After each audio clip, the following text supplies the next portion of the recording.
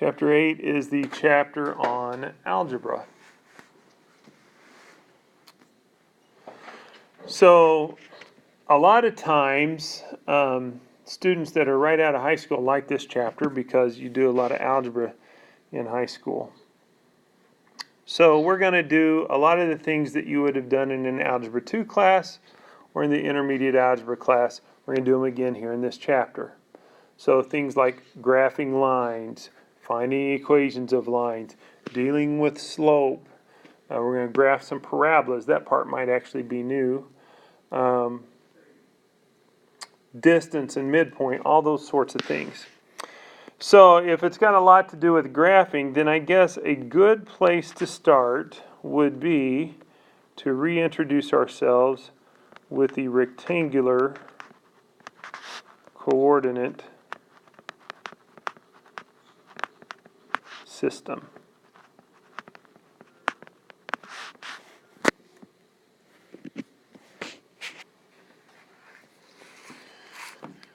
Give me another second here. I don't like my setup. I'm going to redo it.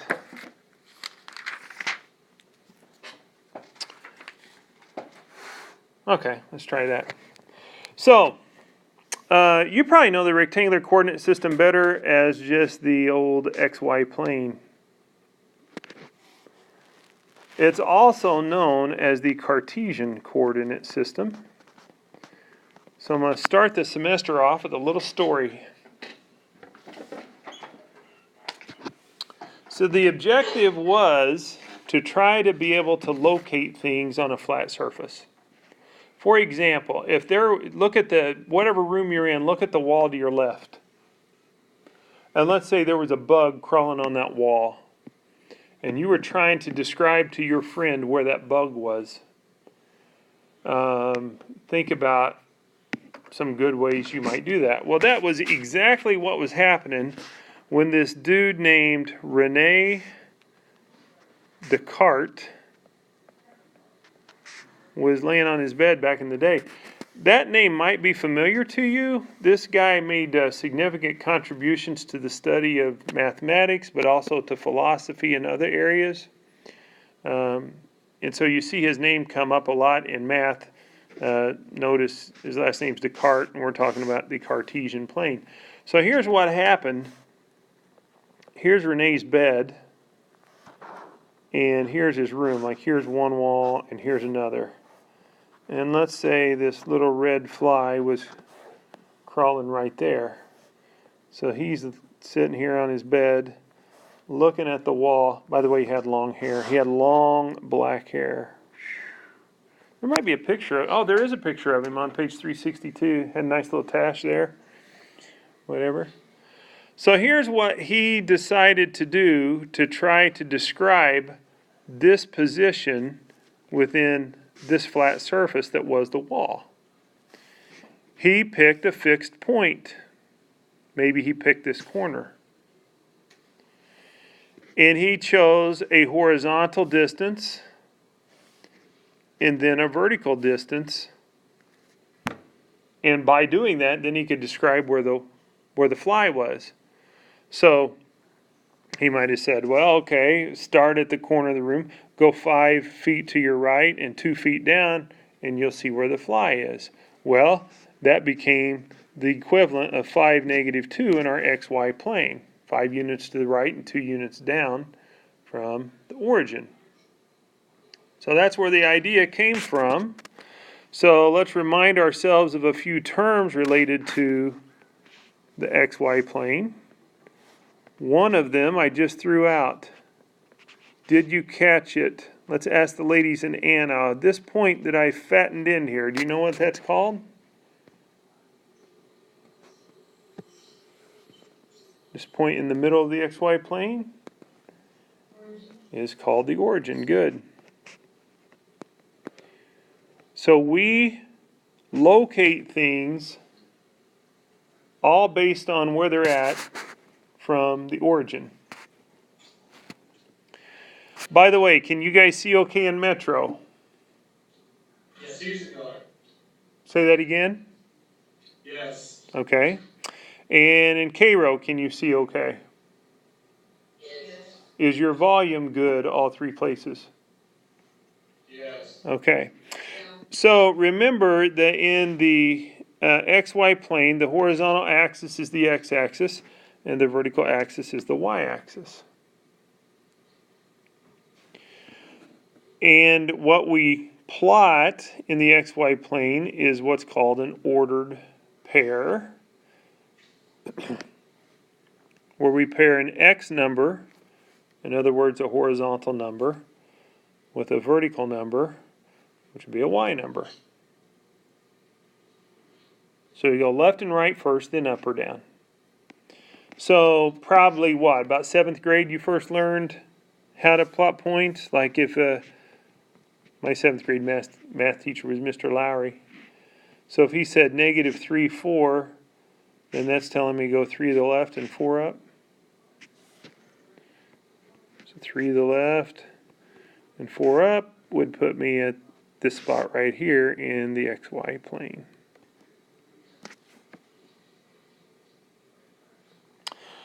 Okay, let's go to Metro next.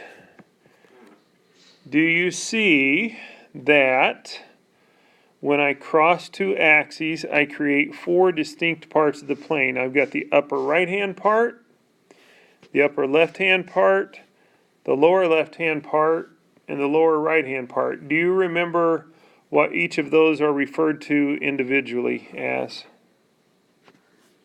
I remember top right 1, to the left 2, down 3, and to the bottom right 4. You are correct. Regions. They're called quadrants. Good. Nice team. Did you see that? That was teamwork. That's what you're going to have to do in your projects. Good. Yes, they are called quadrants, and they are numbered upper right and then counterclockwise. So upper right is 1, upper left is 2, lower left is 3, lower right is 4.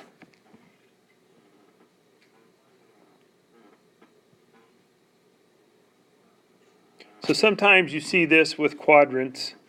To get to quadrant 1, you have to go right, which makes the x positive, and then you have to go up, which makes the y positive.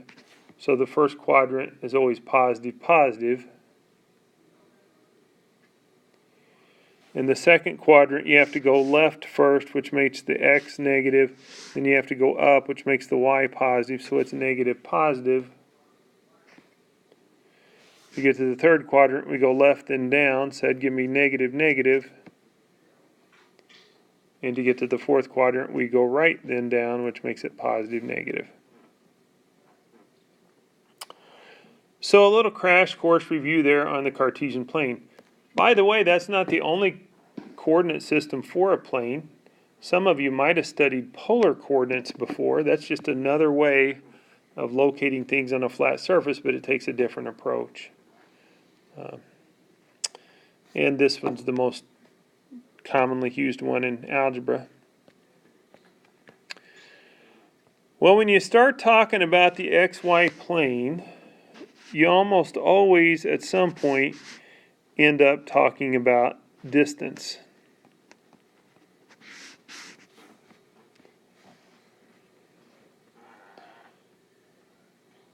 So our next topic of discussion here goes like this. What if somebody came up to you and gave you 2 points in the XY plane? Okay, so it could be any 2 points. Let's see if I can move that over. Keep it from looking so, angled. So let's call, since they could be any 2 points, let's call this point x sub 1, y sub 1. And this point up here, x sub 2, y sub 2.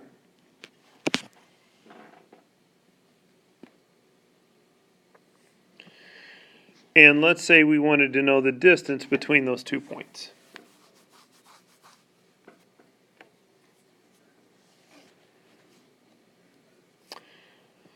So what we're going to do here in a moment is we're going to create a formula that will find that distance for us. Now, I need to stop and have this little talk with you for a moment. What's the difference between a college class and a high school class, or a class for credit, like this class, and a developmental class, like 041 or 043? Well, when I teach this to my 043 class, what I usually do is I just put the formula down and we start applying it. But in this class, we should try to figure out where the formula comes from. Okay? So we're going to try to show you why things are what they are whenever it's appropriate, and we're going to do that here as well. So we're going to derive this formula that I'm sure that you've seen before. Do you remember this formula? D equals the square root of x sub 2 minus x sub 1 squared plus the quantity y sub 2 minus y sub 1 squared. Say yes if you've seen that formula at least once before. Yes. One person in the class has seen that formula. I don't believe you guys. So where does that formula come from? Okay? So what we're going to do is we're going to go off to the side over here and we're just going to do some thinking. The thinking part really doesn't need to be in your notes if you don't want it to be. But it's going to help us figure out why that formula is what it is. So sometimes in mathematics, to figure out formulas, what you'll do is you'll look at a specific example first. So let me go to K row and ask the 3 students there, can you give me a point out here in the first quadrant? I don't care what it is. Just make sure it's in the first quadrant. 1, 1. That's a good one. Easy to work with. Fine choice. 1, 1. Okay, and what I want somebody else to do is give me another point that would be up here somewhere. I don't care what x and y you give me as long as the x is more than 1 and the y is more than 1. 7, 4. Okay, 2, 3, 4, 5, 6, 7. 2, 3, 4. Okay, 7, 4. Let's say I wanted the distance between those 2 points. That was the problem that I had. Now here's one thing we could do. We could drop a vertical there at 7, 4, and we could run a horizontal here from 1, 1. And if we did that, do you see that I would create a right angle over here? Because that line's vertical and this one's horizontal. Do you see that the distance between those 2 points would actually be the hypotenuse of that right triangle now? Now, class, what's that famous theorem that you almost always end up talking about in every geometry class dealing with right triangles? What was the Pythagorean theorem? Do you remember that the Pythagorean theorem says 1 leg squared plus another leg squared equals the hypotenuse squared?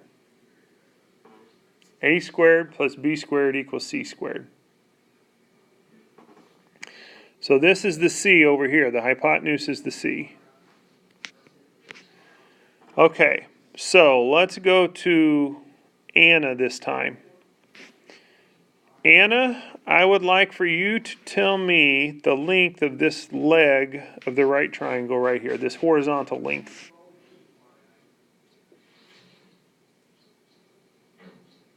How many units?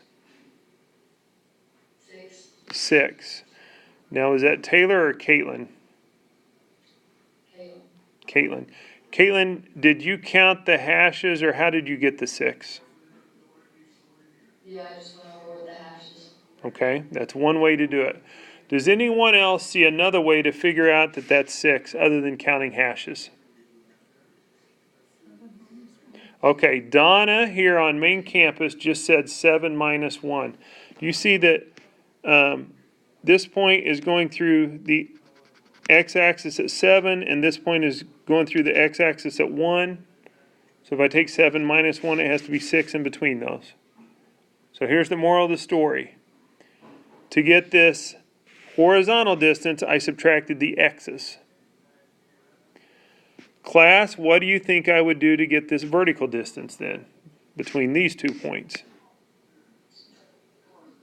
Come on. Somebody start. Subtract the y's. That's right. So I could get that distance by taking 4 minus 1, which is 3. Okay, now watch this. So 6 squared plus 3 squared would equal the hypotenuse squared. So 36 plus 9 would be c squared. So c squared would be 45. And c would be the square root of 45, which you can punch in on your calculator, and it's going to turn out to be 6 point something or other. 6 point something. You can check and see what it is exactly. Now, let's take that concept that we just applied and bring it back over here. Okay, so let's drop a vertical here and run a horizontal. That creates a right triangle.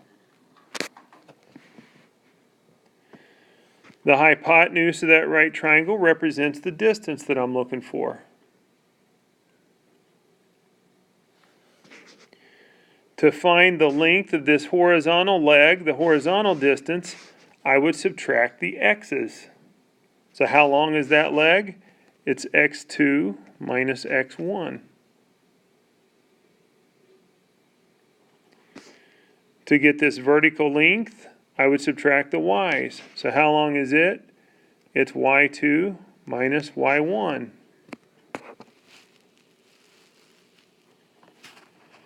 Now let's apply the Pythagorean theorem.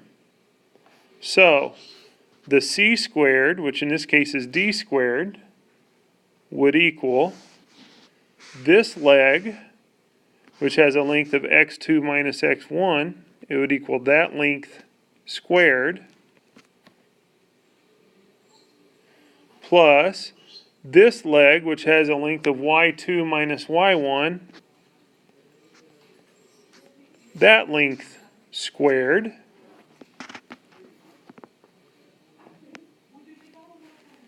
and if d squared equals all this stuff, then d would be the square root of all that stuff. See that? So this distance formula that you've seen in other algebra classes, it is what it is because of the Pythagorean theorem. All it is a specific application of the Pythagorean theorem. Okay, well now that we got it, it's going to make life a lot easier for us. So if you look in your textbook, example 1 says to find the distance between the points negative 3, 5 and 6, 4. So this is what you're going to have to do in your homework right here. Try to control that glare, David. Keep it down there. So what we're going to do is we're going to let one of these points be x1, y1, and let the other one be x2, y2, and plug into this formula. So, Donna and Karina, which point do you want to be x1, y1, and which one do you want to be x2, y2? Karina, what's your choice? I want minus 3 and 5 to be the x's. x1, y1 or x2, y2? x1, y2. Okay, it's got to be x1, y1 or x2, y2. It's got to be one of those two things because that's how we define these 2 points up here in our picture. Okay.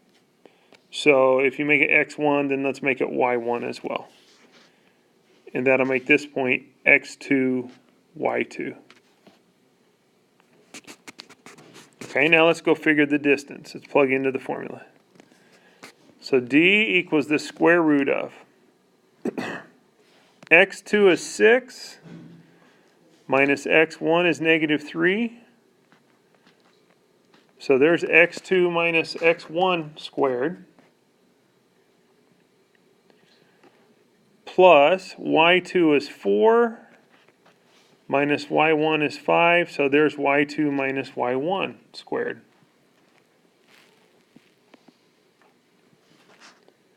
Let's simplify that. Bless you. Okay, quickly, class. 6 minus negative 3. What you got there?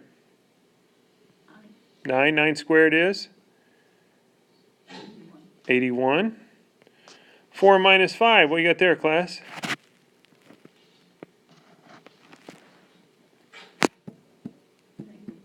Negative 1 squared is? 1. Okay, so it looks like the distance is going to be the square root of 81 plus 1, or the square root of 82. Now, if this was a college algebra class, I would have you give me this answer as a simplified radical, but it's not. So if you just want to give me a decimal equivalent, that's fine. So who's got the square root of 82 handy for us? I guess I got a calculator over here. It's going to be just above 9, probably. 9.055305138. Okay, so if I round to one decimal place, that'd be 9.1. Okay. Now, what if Karina had answered the question differently that I asked her about labeling those 2 points? Would we have gotten the same answer or a different answer?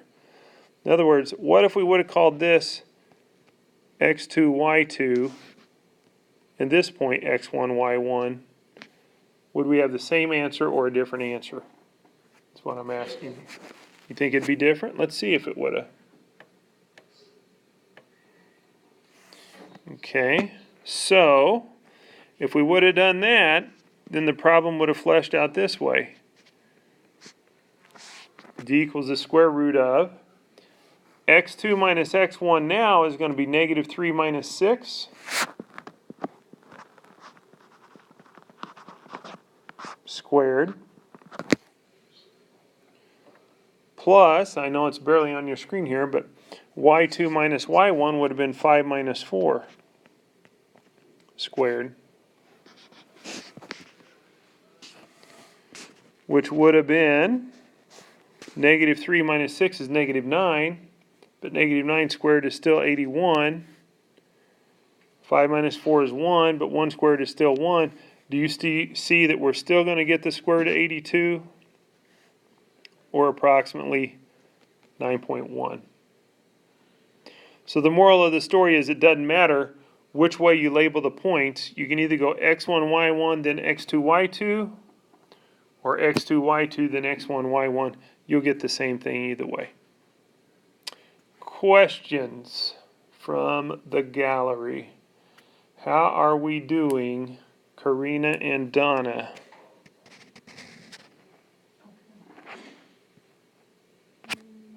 What's the matter, Karina? I'm just like a little slow because I feel like I'm going kind of fast. Okay.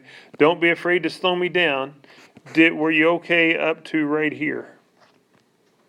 I was still trying to write it all down. Okay. So do I need to back up, or do you think you understand what you got now as soon as you get it all written down?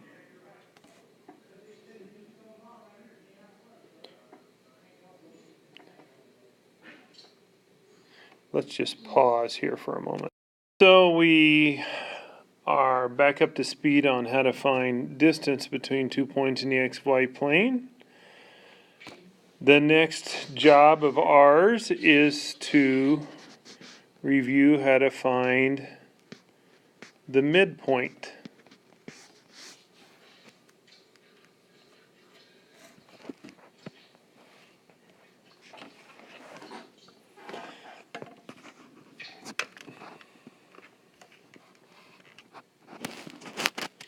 Stupid glare is aggravating me. Let's zoom in a little bit. We can pull that up a little bit. There. What happened here? There we go. So what are we talking about with the midpoint? Well, we're still talking about 2 points out in the XY plane. So maybe here's X1, Y1. Say it's this point right here. And up here's X2, Y2. So what we mean is we're changing the question that we're asking a little bit. Instead of asking what's the distance between those 2 points, we're going to talk about a line segment that joins them and ask the question, where is the point that's in the middle of that line segment? Hence the term midpoint.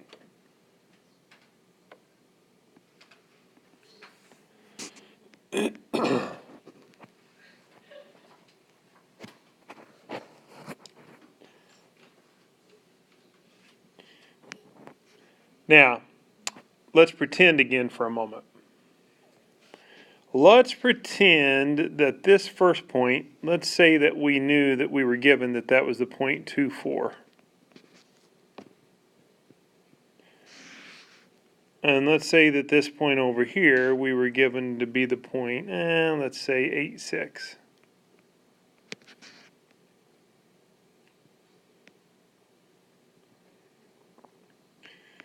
Now my question to you all is, what do you think would be the coordinates of this point in the middle? Can you figure that out from that information? Yes. James, you have a thought. What is your thought? Let me put in the calculations. So you're calculating something. It's going to be 6, 5. The 5 is correct. The 6 is a little bit off. How did you figure the 6 and the 5, James? Well, for the second one I did y1 plus y2 divided by 2. Okay, The now other one let me ask you about that first before you say the other one. Why did you do that? because the book showed me the midpoint formulas. Oh, okay. Well, I was trying to derive the midpoint formula, so you're a step ahead of me. So let's talk about what the book told you there. It said to take y1 plus y2 over 2. So think about your y's for a moment. This point has a y of 4, so that means over here on the y-axis, we equate to 4, right? And this point has a y-coordinate of 6, which means if my y-axis is a little longer here, it would equate to a y value of 6. Do you see that this point, the midpoint, would be the point that's right in between 4 and 6? Be halfway between those two, wouldn't it? So, which obviously has to be 5. Well, how do you get a point that's right between two other points? Can you average the other 2 points? I mean, if I said I'm 10 years old and you're 20 years old, how do I figure out the age right in between those two? I could take 10 plus 20, get 30, and then divide that by 2. And get 15? I mean, that's what an average is, right? Okay? So, that's why what the book told James to do, y1 plus y2 over 2, that's why it worked for the y's. Now, if it works for the y's, then it should work for the x's as well, right? Think about this for. Say that again, James. I put it wrong in my calculator. But let's just think conceptually for a moment here. This point 2, 4 equates to a point of 2 down here on the x-axis. 8, 6 equates to a point of 8 down here on the x-axis. This point has to cross the x-axis at right halfway in between 2 and 8. Or 2 plus 8 divided by 2, so it's got to cross at 5. So that's why the midpoint formula is what it is. It's x1 plus x2 over 2 and y1 plus y2 over 2. In other words, average the x's and average the y's. That's the way I usually think of it. Now, sometimes I will give a problem like this on a test, and students will forget the formula. Well, there's really no reason to forget the formula if you remember the concept. Average the x's and average the y's. So let's take those 2 points that we had. Well, actually, your book gives you a different problem. Example 2, oops, got the whole screen wiggling here. Example 2 asks us to find the midpoint between the point 8, -4 and -9, 6.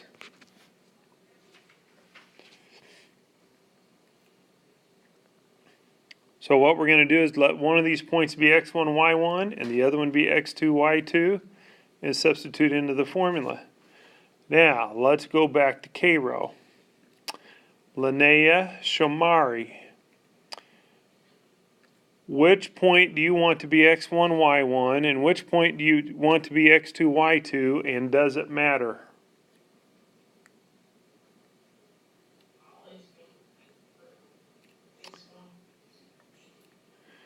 Shomari, I think you were speaking, but I did not hear what you said.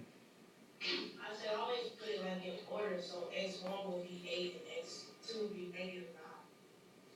Okay, so here's x1, here's x2, here's y1, there's y2. Is that what you're saying to me? Yeah. Okay, now my other question is, do you have to do it that way? Could I have made this first point x2, y2, and the second one x1, y1?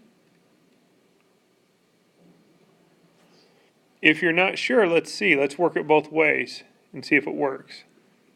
So we're applying this formula right here, class. So here we go. So x1 plus x2 would be 8 plus -9 over 2 for the x coordinate. And y1 plus y2 would be -4 plus 6 over 2 for the y coordinate,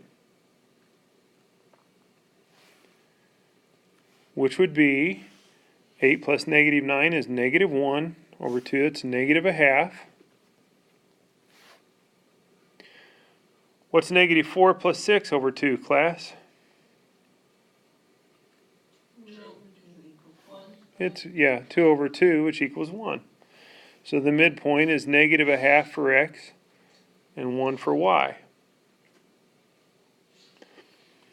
Now, if Shomari would have switched them, if she would have made this x2, y2, and would have made this x1, y1, do you see that the only difference that we would have is here, instead of having 8 plus -9, I'd have -9 plus 8? And over here, instead of having -4 plus 6, y1 plus y2 would have been 6 plus -4 over 2. So we would have gotten the same thing. So the moral of the story is, it doesn't matter which point is x1, y1, and which point is x2, y2. Am I making sense, Shomari? Yeah.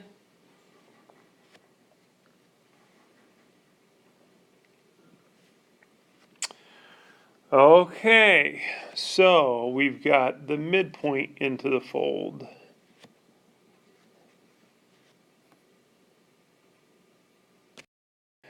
Let's pretend that we're in Mr. Gibson's 7th grade, probably pre-algebra class is probably what it was, something of that nature. And he's trying to teach us how to graph. So I used to do this with 8th grade students. I taught 8th grade, and so we'd begin by doing something like this. We'd put up a simple equation like x plus y is equal to 3. And I'd say, let's learn how to graph that. So I have a question for you, class. All of you have done some graphing, or else you wouldn't be in this class. In fact, you've probably done a whole bunch of it. Probably done a whole lot of graphing. So here's my question of the day.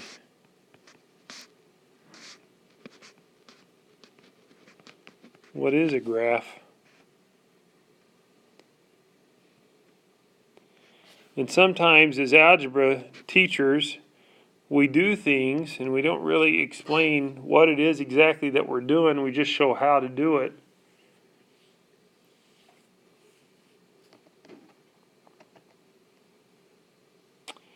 So here's what I told my 8th grade class. I introduced them how to graph by using a t-table. You guys remember the old t-table? In a t-table, you pick the values for x, and then you go figure the values for y. So I used to have my 8th grade students use -1, 0, 1, and 2. So is this looking familiar to you, Malia? Malia. It's Malia, right? Yes, Sorry. Does this look familiar to you? yes. Okay. So here's what my 8th graders did. Remember this? You put -1 in for x. So you go -1 plus y. Why did that do that? Let's do that again. -1 plus y is equal to 3. And then you'd solve for y. So if you add 1 to both sides of the equation here, you get y equal to 4. So when x is -1, y is 4. And you put 0 in for x. So you'd have 0 plus y equals 3. Which would make y equal to 3. If x is 1, then y turns out to be 2. And if x is 2, y turns out to be 1.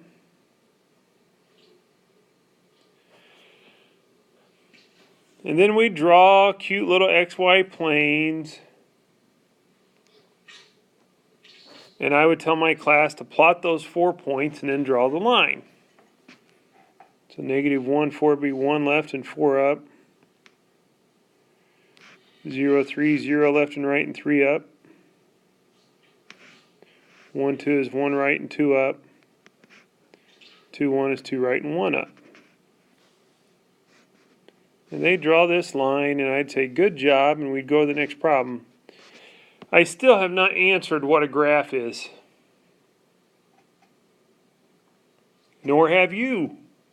At least not out loud. So here, this is what I'm after, class. I'm not after this actual example. Okay, I'm not after that. We're not going to graph this way. I'm trying to get to this question. What is a graph? What did we put on our graph? Say that again. You physically showed the points. The points that are what? I'm looking for a key word here. You got the right idea. What are all of these points? The coordinates? The solutions. That's the word I'm looking for. They're the solutions to the equation. Class, a graph is a set of solutions. That's what it is. That's what you can write into your notes. A graph is a set of solutions. It's all the points that make the equation true.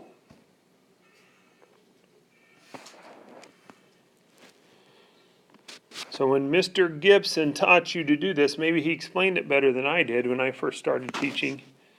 But when he taught you how to do this, he was, I like the word Caitlin used there, physically, he was representing all the points visually that make the equation true. Now, this equation graphs as a line, x plus y equals 3. Not all equations graph as lines. So the next question we're going to explore in our section here in chapter 8, I think this would be part D of our notes. The question becomes, what would an equation look like whose graph would be a circle?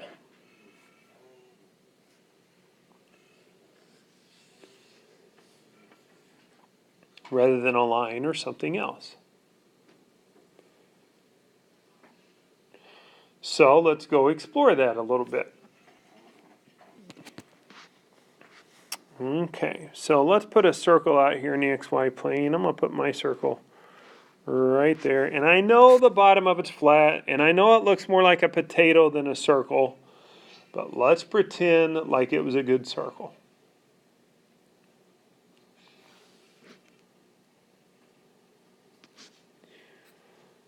Now this center, that's going to be an important point, so we're going to give it some coordinates. So let's say that center had coordinates h and k. So in other words, from the origin, we went h units right and then k units up to get to the center.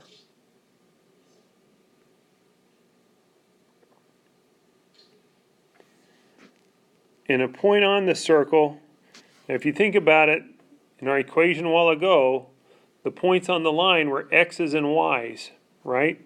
So now a point on the circle is going to be an x and a y.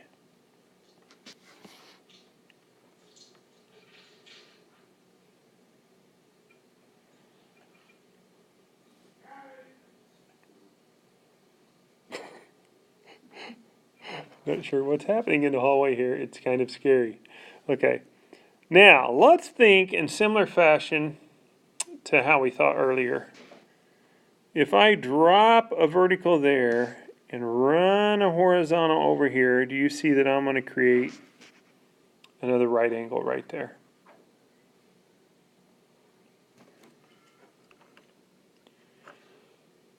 Your 32-cent question of the day, class. What's this distance called? Radius. Yep, that's the radius of the circle.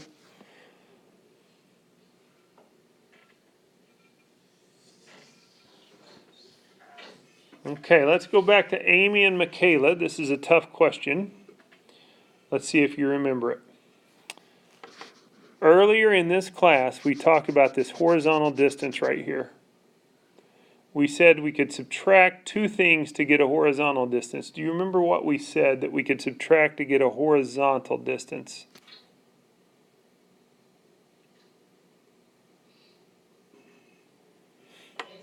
The x's, very good. So if I subtract the x's here, that would make this distance x minus h. Nicely done.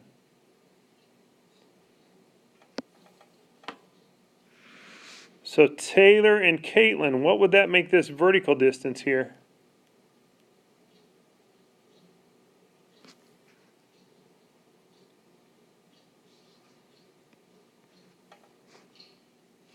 This distance right here. What do you think? That's right. You subtract the y's. Now I'm going to go y minus k. But k minus y, if I took the absolute value of that, it'd give me the same thing. Okay, now let's apply the Pythagorean theorem yet again. Okay, so this leg has a length of x minus h.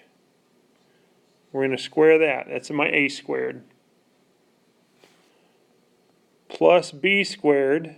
My other leg has a length here of y minus k. We're going to square that. And that has to equal the hypotenuse, which in this case is the radius, squared.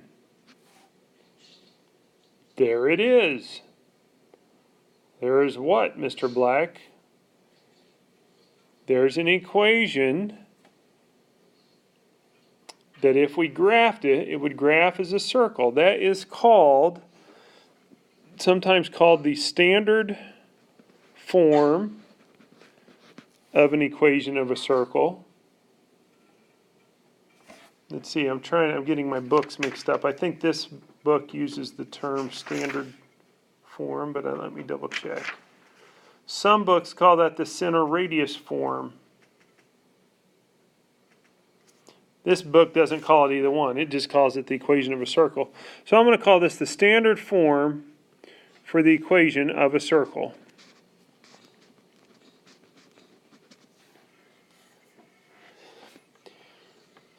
What's important to... It calls it the center radius form. Say that again? Oh, yeah, it does say center radius. You're right.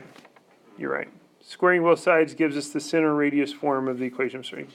Thank you for pointing that out. Okay, so what does it mean to us?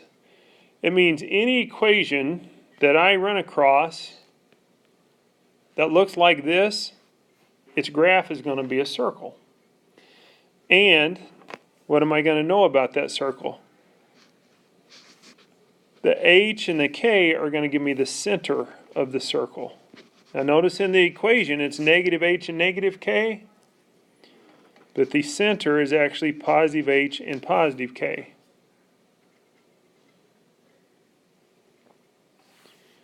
And the r is going to give me the radius of the circle.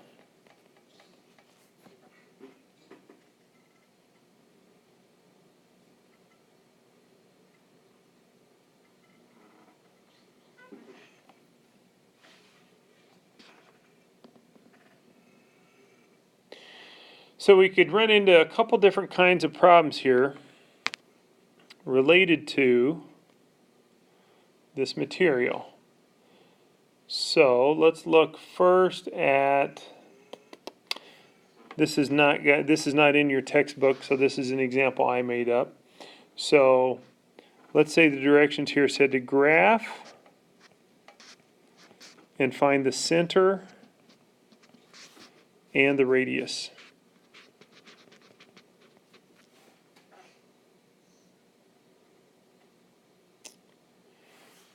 And the equation is the quantity x minus 2 squared plus the quantity y plus 3 squared is equal to 9.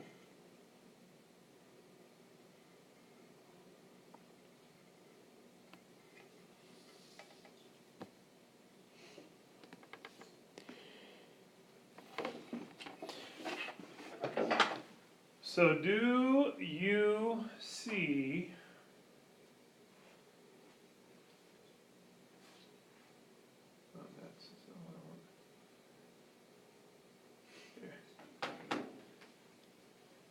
first of all, that this equation is in this form? I have an x quantity squared plus a y quantity squared, and then a number over there, which would be my r squared. So it has to graph as a circle. Okay, so what's the center of that circle? It's the h and the k. The h always comes with the x, the k always comes with the y. So the center here is going to be, and remember, it's negative 2 in the equation, but that makes h positive 2. And it's positive 3 in the equation, that makes my k negative 3. So the center is actually going to be 2, negative 3. And over here, this is my r squared. So my r squared is 9. So therefore my radius would have to be the square root of 9, or 3.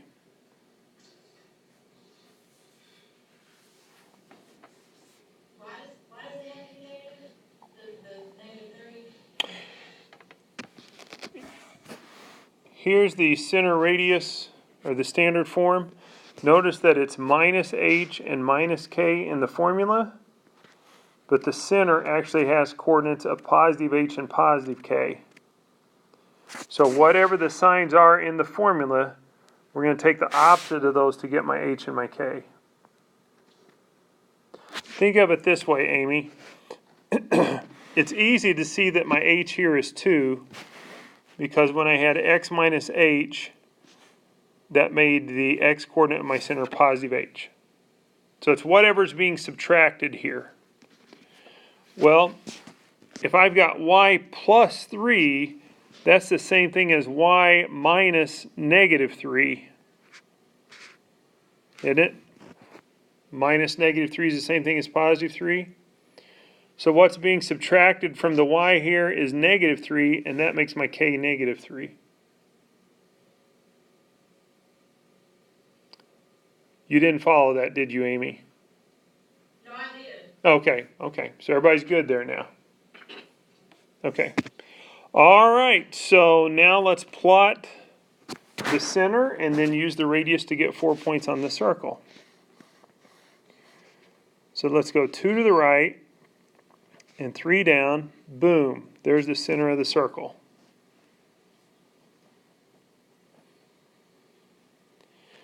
Now remember, the radius is the distance from the center to a point on the circle. So I can go 3 in any direction and get a point. What I usually do is go 3 up, 3 left, 3 right, and 3 down. 3 up, 1, 2, 3, boom. 3 right, 1, 2, 3, boom. 3 down, 1, 2, 3, boom. 3 left, 1, 2, 3, boom. And here's the circle that we're looking for.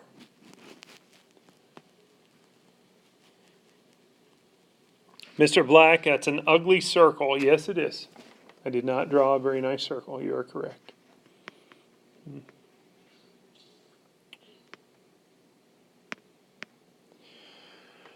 So, I'm going to pause.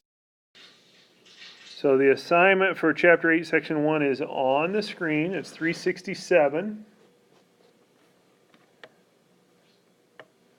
21 through 24. 31 through 34. 46 through 49. 53 and 54.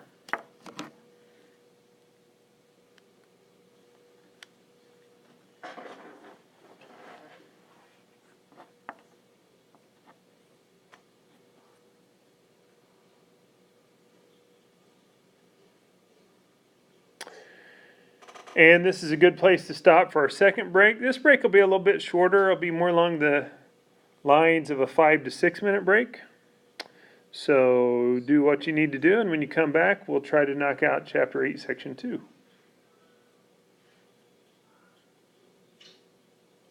Mr. Black, Sir. this is the point where I said I had to leave early. Uh-huh. I'm gonna be heading out, sir. Let me see here. If you want the second assignment, That would be wonderful. I think, now I might change this on the fly, but I think it's going to be 377, 13 through 28, 37, 40 through 47, and 67.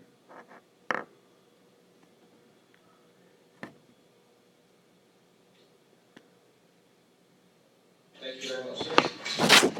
All right. Okay, break it up. Let's see, I need to label that as 8.1, 110. And I can do a quick